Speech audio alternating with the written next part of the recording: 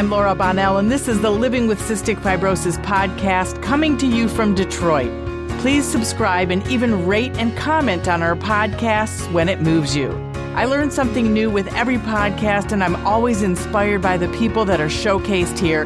We don't give medical advice. You need to connect with your doctor for that. I hope that this Living with Cystic Fibrosis podcast educates you and sparks some volunteering or advocacy. The CF community needs people like you.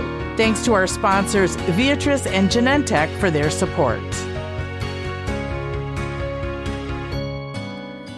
Caroline Heffernan talks to CF families about all sorts of things: employment, family support, housing issues, cross-infection, fertility, you name it. She talks all things CF. As someone with CF, she knows what she's talking about. She'll even discuss end of life with CF families. She is a volunteer for CF Ireland. And Caroline, who is 53 years old, also pushes the power of exercise. She's a cycler. She ran a marathon in 2008. She did the Barcelona Ironman in 2018. And in July of this year, she climbed Kilimanjaro. What a story. You're just going to be blown away by this incredible story. She also ended up in the Guinness World Record Attempt for the Highest Harp Concert in aid of CF Ireland, and she's going to explain all of that. They're actually waiting for it to be verified, but it's still very exciting.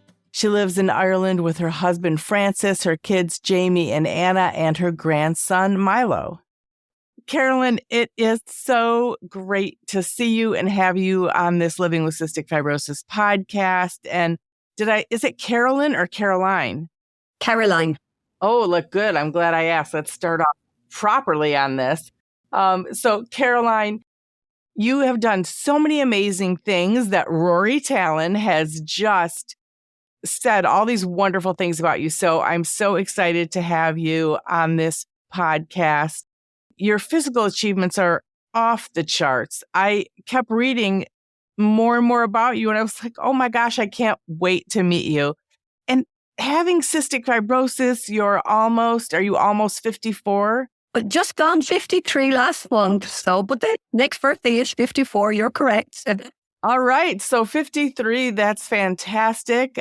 Have you been healthy your whole CF life, or what has been your CF journey as far as health goes? No, I've had a roller coaster. I've had the ups and downs. And I hope my interview lives up to Rory's, anecdotes about my goals that I set. So I wasn't diagnosed until I was 13. My sister, who was 6 years younger than me, was a chronic asthmatic and in actual fact was an awful lot sicker than me in childhood. But at 13, I got quite sick. They didn't know what, and obviously this is back in the 1980s at this stage, because I'm a 1970s baby. And, the heel prick test wasn't around and they didn't know what was wrong. So from a chest x-ray, they presumed, after being very sick for a year, that I had tuberculosis, which obviously is not the case. And I was on treatment for tuberculosis for a good year and in and out of a hospital that was really for older people. I was the young person on the ward with TB and still nothing was working.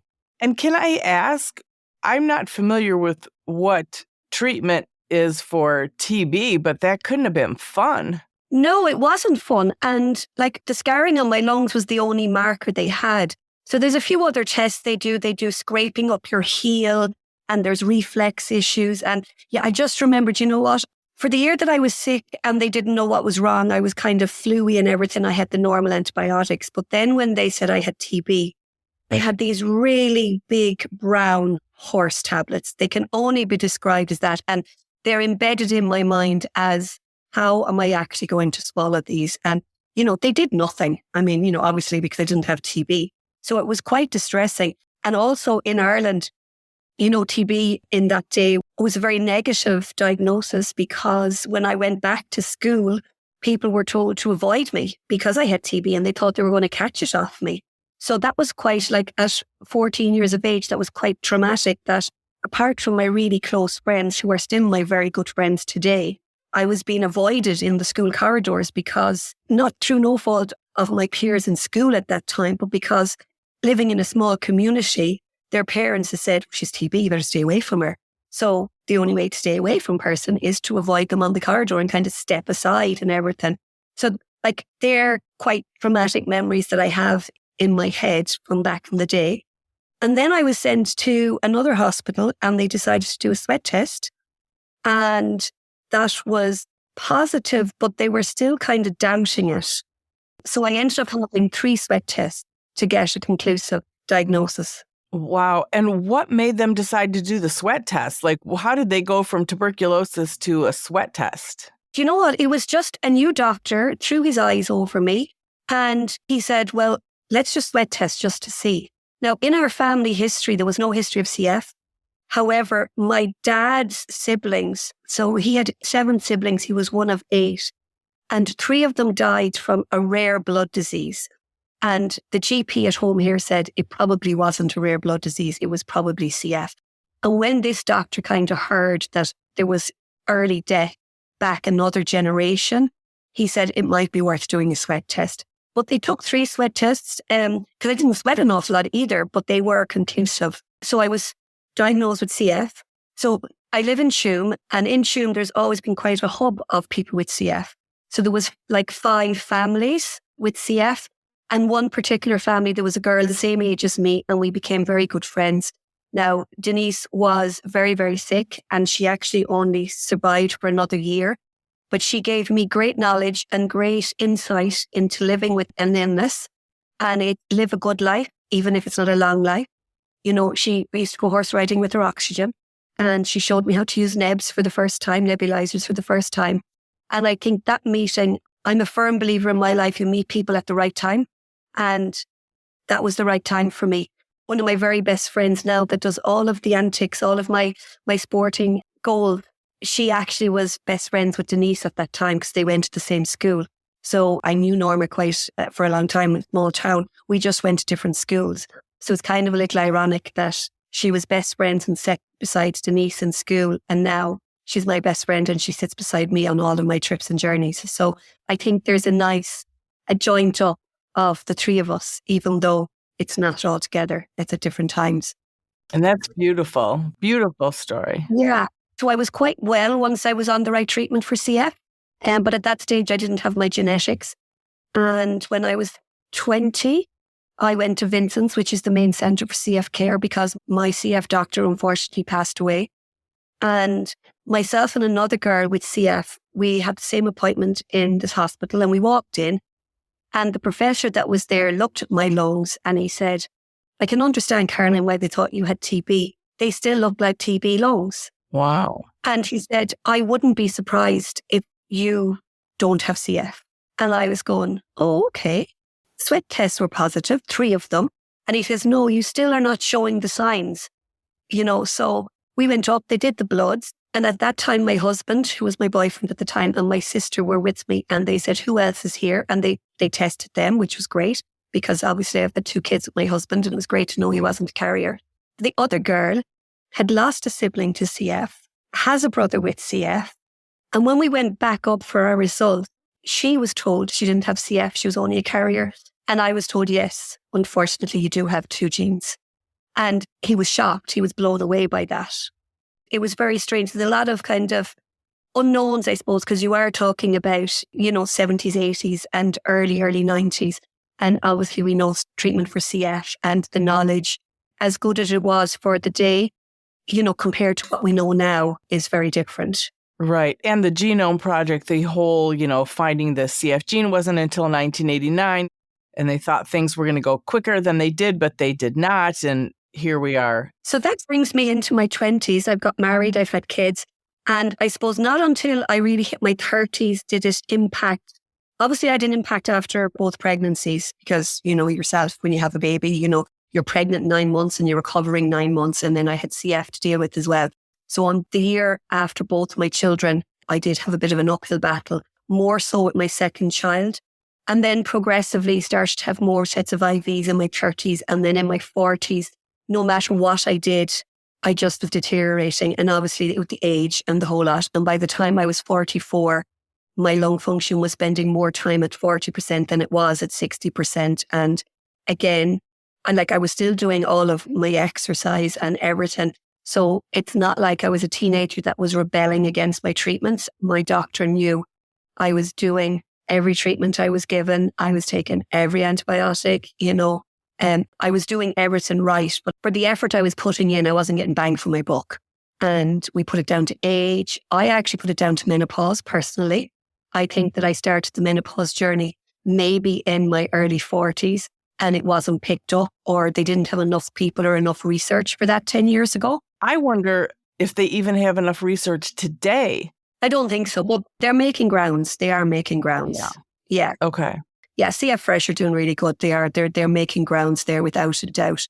And I was lucky enough at 46 to get Kalydeco as a last ditch hope.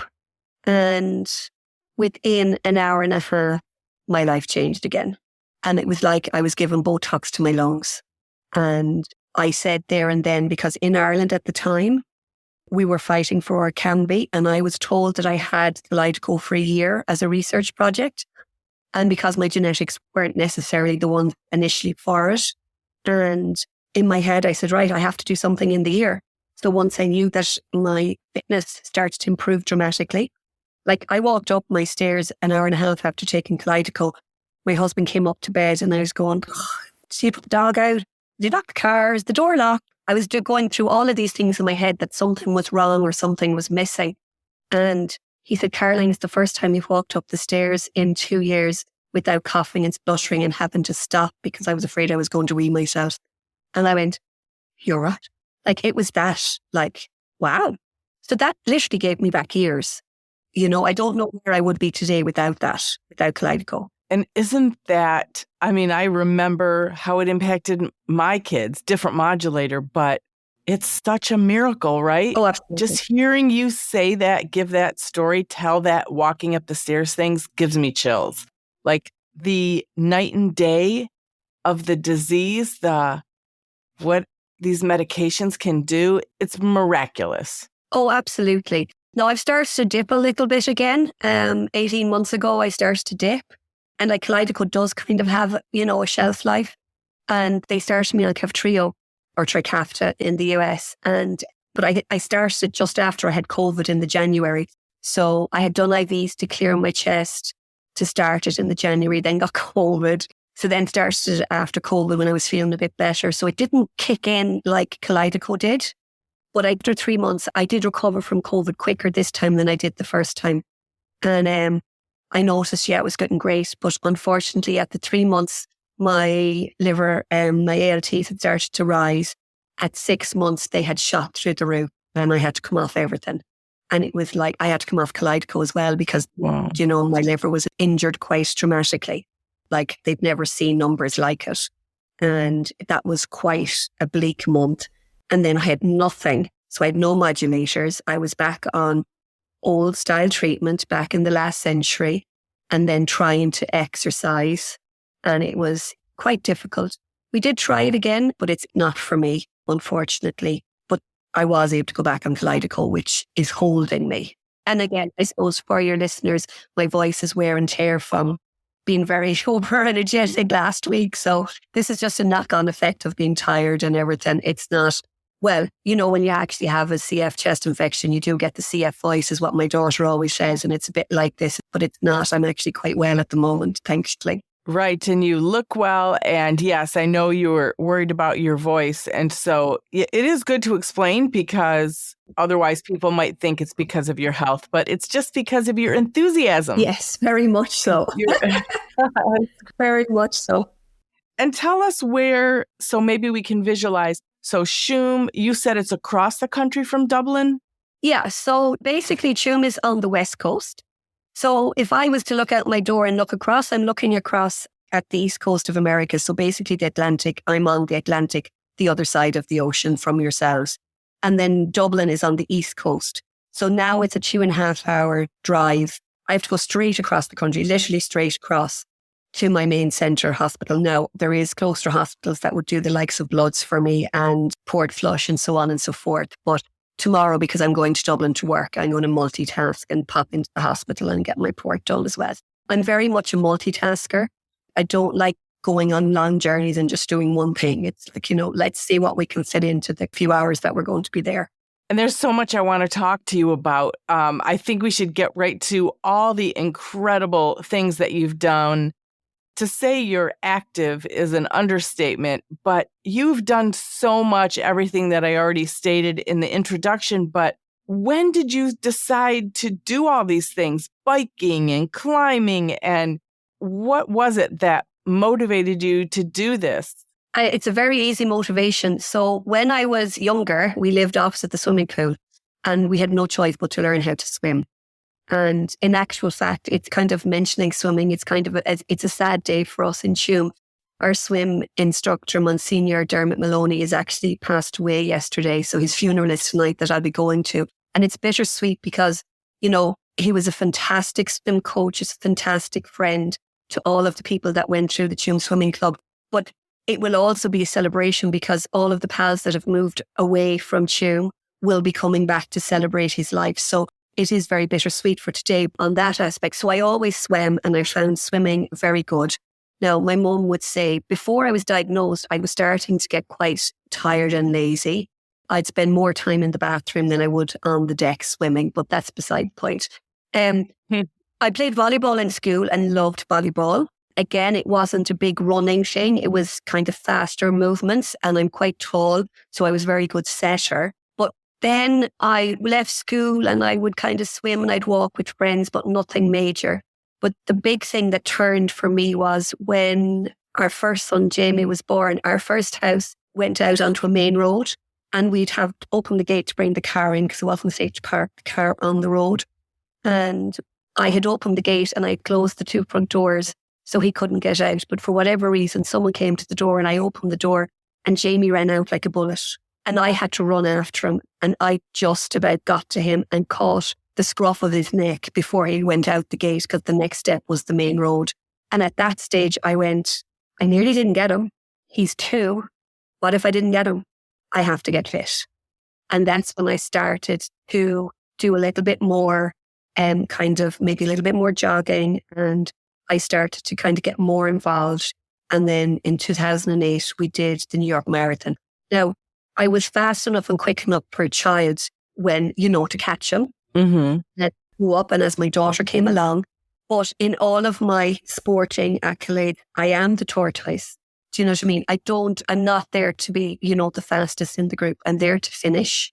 The marathon was walked, but we walked it in under 6 hours. It was 5:53, which was quite a fast walk. And it was excellent. But again, I had to train for 18 months because at that stage, I was starting to have IVs every 3 months. So we'd get to the stage of fitness, I'd be knocked back, we'd start again. So it was very like Groundhog Day. And I think living with CF, sometimes you can, you get to maybe your 5K and you think this is great. You get a chest infection and you're back to not being able to get off the couch. But you just have to. You have no choice. So you do it again and you start again. And I think I just have really good friends that if I'm able to jog, we jog. If I'm able to walk, we walk. So there was never pressure on me. They always went on my ability, which is brilliant. And that's special to have friends that can do that and will do that. It is. And it's so impressive because I don't have cystic fibrosis. I was a runner in track, throughout high school, and I made it on the Michigan State University college team for 2 weeks. That's all I lasted. I'm saying that I could only walk a half marathon. And when I walked a half marathon, I knew I could never do a full marathon. So incredible. And it's such an achievement. Yeah, it is. But you see, when I say to people, I'm basically very lazy, they can do, yeah, right. But I set myself a goal. Now, the goal could be 2 years' time, but as long as I have something. So like when we were training for my Ironman, again, it was 2 years. It was an 18-month lead into it. I had lots of setbacks, but you get back up and you keep doing them. And in actual fact, the 2 weeks before I did the Ironman, I was really sick. I had a complete drop and we didn't know whether I'd be able to go. And I literally said, you know what? I'm going to stand at the sea and I'm going to get in. I'll swim as much as I can swim. If I get out, I'll cycle as much as I can cycle. And then if I can do the marathon at the end, we'll go with it. So it ended up that we had really rough weather. I would have been a breaststroke by choice. I didn't particularly like front crawl. The waves were so bad. it ended up being a benefit because you had to do breaststroke most of the time. It was nearly like the gods were firing this water up because no one could do freestyle. And because then I was a good breaststroker, so it really worked for me. Now, if it was flat, I would have had to have done front crawl and it would have been fine because I had trained for it, but my first choice would be breaststroke. And the bike went okay. And then I jogged the first half of the marathon, and like my sister was on the line, who's a phenomenal athlete, and she said to Norma, she goes, Norma, you can walk faster than Caroline's jogging at the moment. So literally Norma jumped in and says, come on, you're walking. And I went, what? Because at that stage I was tired. She says, no, come on, we're walking. And I went, are you sure? I said, but time-wise. And she goes, no, you can walk faster. They've done the numbers. We need to crunch this back down. I actually could walk 2 minutes faster than what I was actually jogging at that stage. And again, no fast time. It was in Barcelona, so it's known as a fast race. So you get 15 hours, 45 minutes. And I got in 15:15, 31. They're numbers that are embedded in my head. So I had a half an hour to spare. So I was really delighted. And they treated me really well. They interviewed me. It was a fantastic event. They interviewed me with the pros the night before the event. And everyone on the course knew who Caroline was. And it was like, slap on the back, come on, you can do it. So I felt like I was with friends all the time. And when I came onto the red carpet, they played Sweet Caroline as I ran up. And I get goosebumps to this day even thinking about it. But that's because our captain rang and said, look, this amazing woman who I don't class myself as amazing in any shape or form. I used that 18 months and the Ironman as my carrot to stay fit for my children. I had a plan. When I had my children, I needed to be there so communion over here is at the age 8, confirmation is at age 12. I got them both to that age, got them both to 16, got them both to 18. My daughter is now just 21. So it was like, get them all to these markers. I never in a million years dreamed that I would have a grandson. I didn't let myself go that far.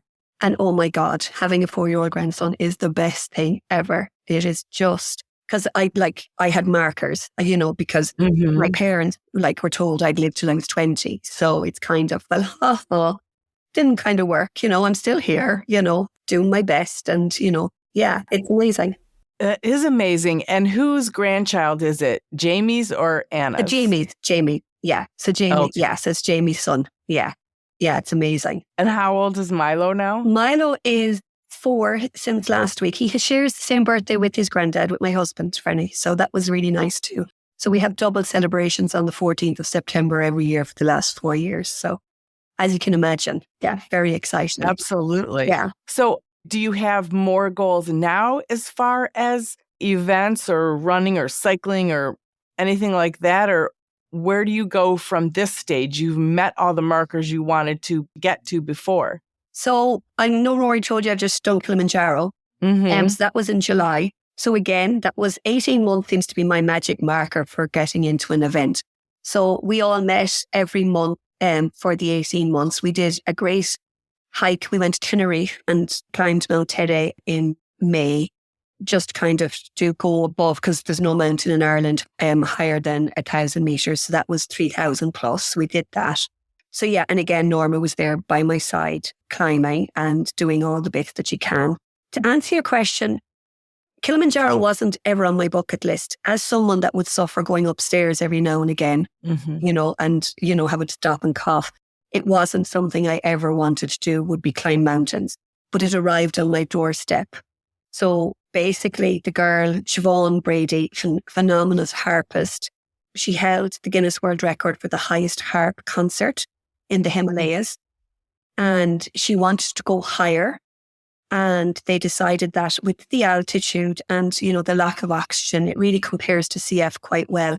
So they rang the CF Association in Ireland to have that conversation if they would do the fundraiser for CF and if there would be someone with CF that would be interested in participating. Of course, the fundraising manager knew straight away who to ask, and I'm on the staff as well, so it didn't take much. I kind of looked it up a little bit, go, oh God, that's a lot of stairs. And literally within the conversation, I had decided, yeah, I'm going to go for this. So I'm hoping that maybe something else will just arrive on my lap. I haven't anything planned. I do reckon I have another Ironman in me, and I would like to probably go back to Barcelona, not sick, and maybe give it a go. But I have promised my family that I'm going to take a year out without kind of any big training. Having said that, we've just finished Malin to Mizzen, which I didn't cycle this year. Hence the reason I wouldn't be as hoarse if I was on the bike. I did support because I didn't have the bike training done because I was hill walking. I will be doing that next September. So come next week, I have a few bits on. Come next week, I'll start getting back out on my bike again, and I'll start training for next September for the 640 kilometres on the bike. But that's an annual event. That's not a big, oh my God, I'm going to go try do something different yet. You know, it's a fundraiser for CFI. It's really important. It's done in memory of a girl that's passed away with CF, and I'm very good friends with her mum. And I just love the event. And come September, if I can't do it, I'll support. And I'll be talking like this again for a week or two out. The bike will keep me physically going, like say for the winter months, because I'll turbo indoors.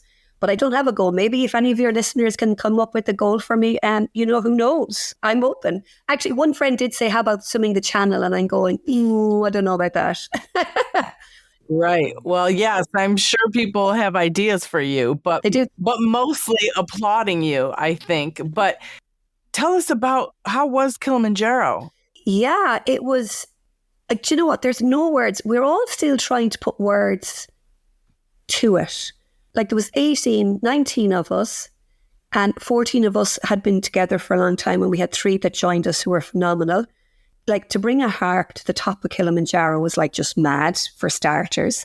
So we were 5 days climbing up. Physically, it was okay because we had trained with slow pace. Mentally, I found it very challenging because I actually started to beat myself up a bit. I had a little bit of survivor's guilt going on. I don't know why. I just didn't sleep well the first 2 nights, and like all of my friends that had passed away, and I was feeling guilty. And whereas I turn it around normally in my head for all of my friends that I've lost, if I'm finding something hard, I'd say, no, I'm doing this for X, Y, and Z. I'm doing this for all of my friends that couldn't do it and are not here. And I twist that negative into a very good positive, and I get great energy out of that because I know it's very difficult to die with CF. That's the hardest battle you're going to fight. You know you're going to fight. And I know everyone that does get to that stage where death is imminent, that it's very, very difficult. So I'd be going to myself, look, I have the opportunity to do something, so I'm going to do it for all of my friends that are not here.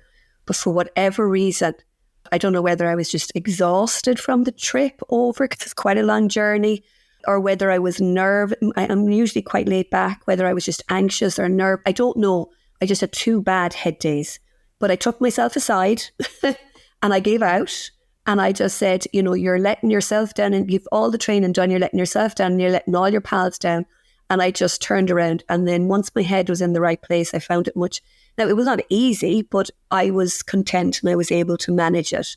Being at the top and listening to Siobhan play, and I recited a poem by the president, was still, I'm kind of going, oh, wow. Like, because there was oxygen being brought for me and I didn't need it. But 2 of our other climbers needed it, which was very strange for me to see much fitter people needing it. Altitude played tricks on a lot of them.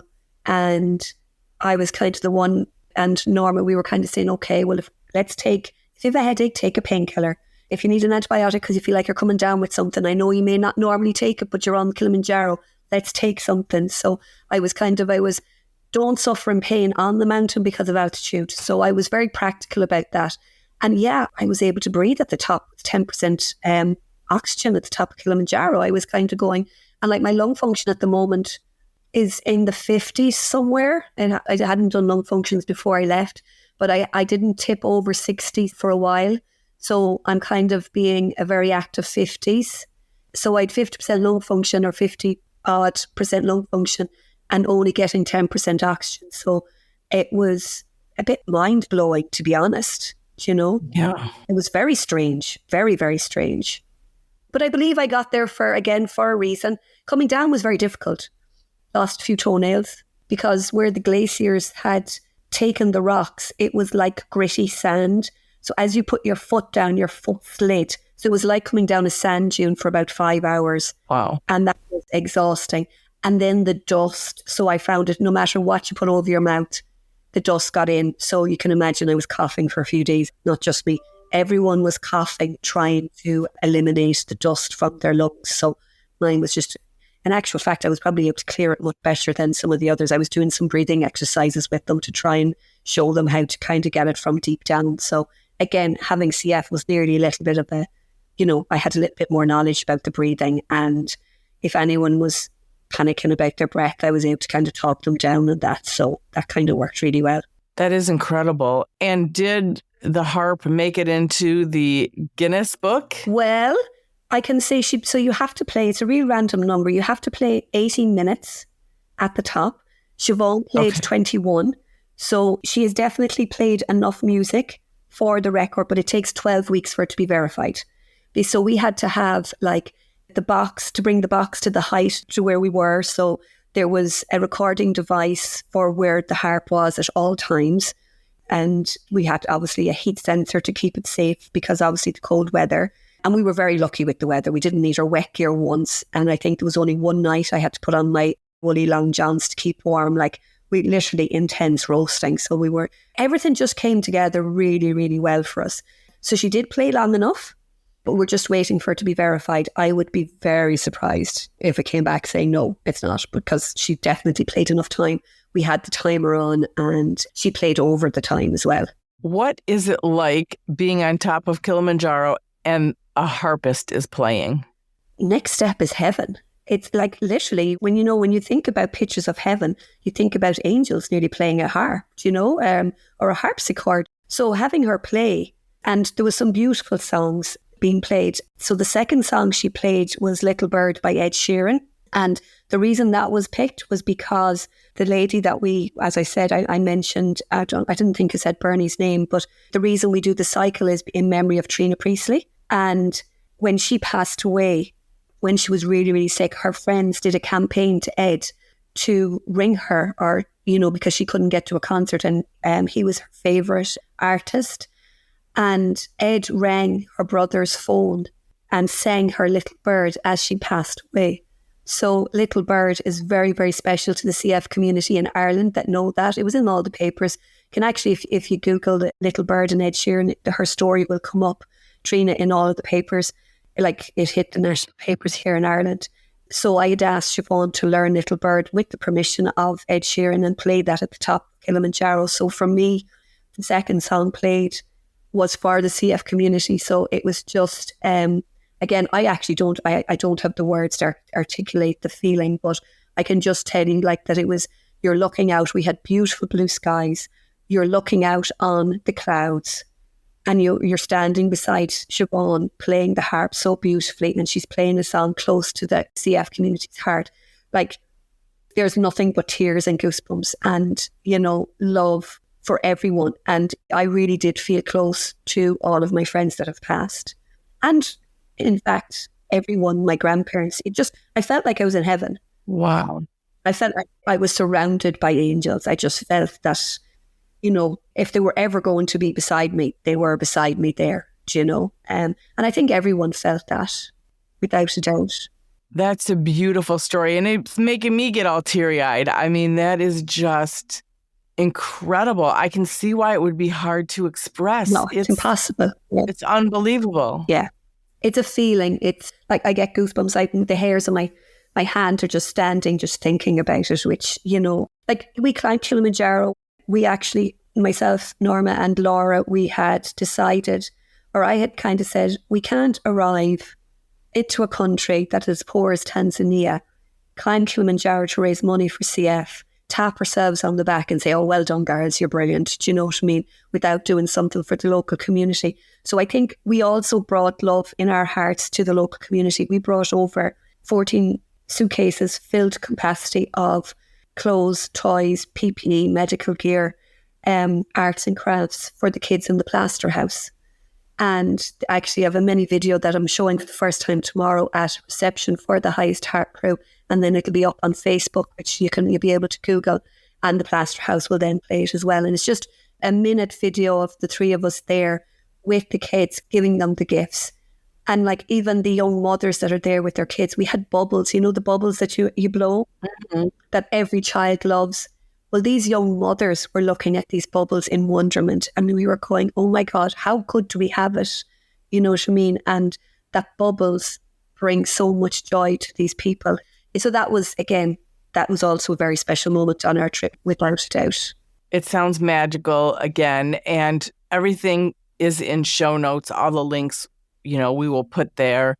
I also wanted to talk to you. So you're also volunteering, is that correct, with CF Ireland? And you talk to parents about every issue there is related to CF. I wanted to know, how do you talk about those end of life discussions? How does that go? I've always talked to my girls about it just because I want to know, would you want to be cremated? Do you, if you should, God forbid, go before, Joe and I. So we've had those conversations, and I find it helpful. I find it helps my anxiety over a lot of things. I actually work with CFI as patient advocate, and so I started with them in 2007. More the conversations were about transplant and about, organising end-of-life care, and I would have worked with the hospice and done a few courses on the best approach to talk about end-of-life. I think, for me, this might sound a bit weird, I think as a person with CF and having thought about the conversations and putting my life in order and telling my friends and telling my husband, Franny, and now as the kids are older, what I would like and what I would not like, means that I'm quite open to the conversation. And I did some course, as I said, I did some course with the hospice to actually help with that. Thankfully, in the last 5 years, it's been minimal conversations like that. It's about people wanting to buy houses and mortgages and having kids, so fertility issues. So I'm prepared to have a conversation with our new parents and to encourage them that, and tell them my age, because you always know, I can always feel the smile when they hear that I'm, the age that I am. Mm-hmm. And I'm now the same age as the nannies of the kids with CF that are being born, more or less. So that gives them really great hope. So they're not thinking about the short life expectancy anymore. So I think that's the greatest gift that I can give to them, is telling them that, look, yes, you can be told that there is a life expectancy, but that doesn't mean that that's going to be for your child. Now, obviously, the reverse is also the case, because obviously we know that some people still get very sick with CF, and it's really important, to do all of your treatments and everything. So I try and encourage independence for the children with CF from a very young age. I try and encourage the parents to let go of the CF, like it's not their disease, it's their children's disease. And I think the more independent a person is with CF from a young age, even from learning, it might take 3 years to learn how much Creon you take or whatever else you have to do. It's a supervisory role that I try and encourage parents to have with their kids. So they get more independent with their CF. And I think the more independent you are about something and your understanding is really good, the more you can clearly make a decision. But in answer to your question about the end of life, you don't have that end of life conversation at end of life. They now talk about transplant at least 2 years before you even need to be on a transplant list. And I think when you get to an age, I don't know what the right age is, because for everyone it's going to be different. But, if you're getting married, if you think you might have kids, we all should be making wills. Right. So, you should be making a will now because, you're living with someone, you're buying a house together, so it's nearly a soft way of bringing up end of life, and have a discussion about it, because when you're sick is not the time to have that conversation. I mean, I know from being really, really sick, and in the dark of night, the world seems like a big black hole that you're falling into. Whereas, when you're starting to feel better, it'll be very different. So you could make the wrong decision for yourself when you are sick. You need to do it when you have a clear head. And there's a lovely book from the hospice, actually, where you can write your thoughts down, like everything from what music you'd like, to who you'd like to say the prayers. And it's quite nice to actually do that. And then you can park it because it's all written down. And then you don't have to worry about it, It's there. And then it doesn't have to be your wishes in 2 years' time.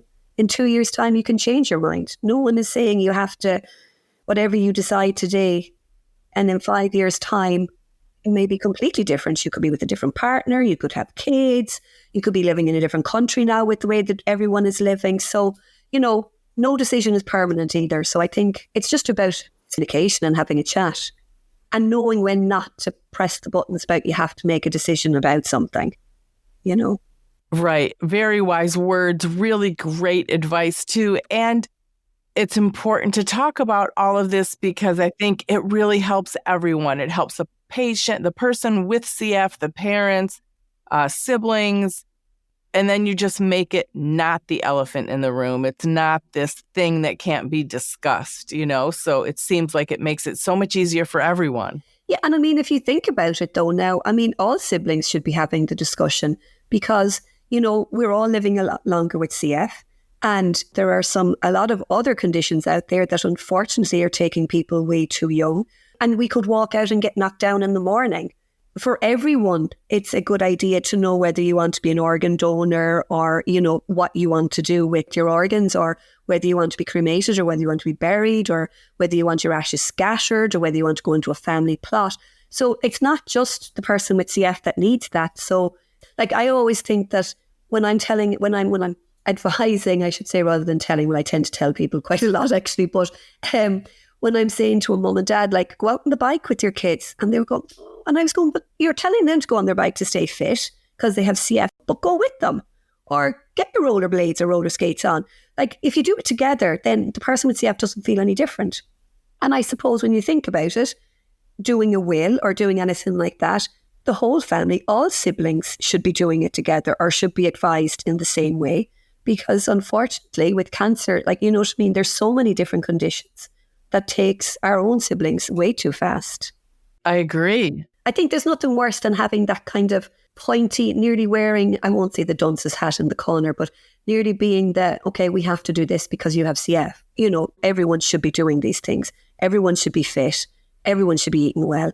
Everyone needs to make a will. Everyone needs to be educated. We all need to do it. It just might be a slightly different path for someone with CF, but we're getting to the same end line. Absolutely. And wise words. And thanks for letting us get a little view into everything you've done.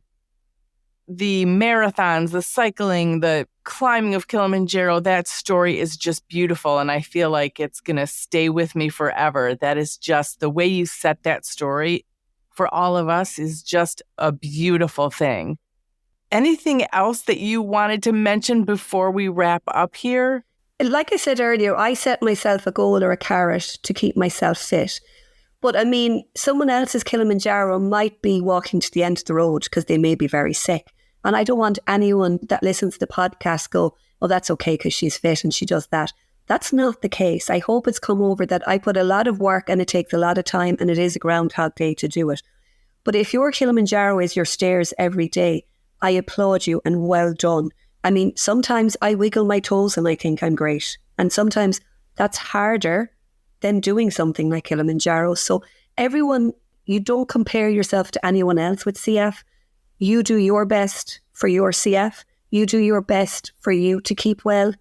And honestly, I think that's what you need to do. It's your best in your life is more important than never compare yourself to anyone else in any walk of life. For anyone that's listening that doesn't have CF, you do your best for yourself and know that it's enough, definitely. Great words to end on. Again, so beautifully said and so important for other people to hear. A great reminder. So thank you, Caroline, for coming on this podcast and giving us a little picture, a little look into your life. We really appreciate it. Thanks for having me. It's been lovely talking to you. The original music in this podcast is performed by Kevin Allen. It's not complicated. Who happens to have cystic fibrosis. We all got our worries and fears. I know it's got you frustrating, but loving you is so alright. This has been the Living with Cystic Fibrosis podcast, sponsored by Viatris and Genentech. For more information and to learn more about the Bonnell Foundation, visit our website at thebonnellfoundation.org. That's the BONNELL Foundation.org. It was produced by Jag and Detroit Podcasts. follow our show on Apple Podcasts, Spotify, or wherever you're listening right now.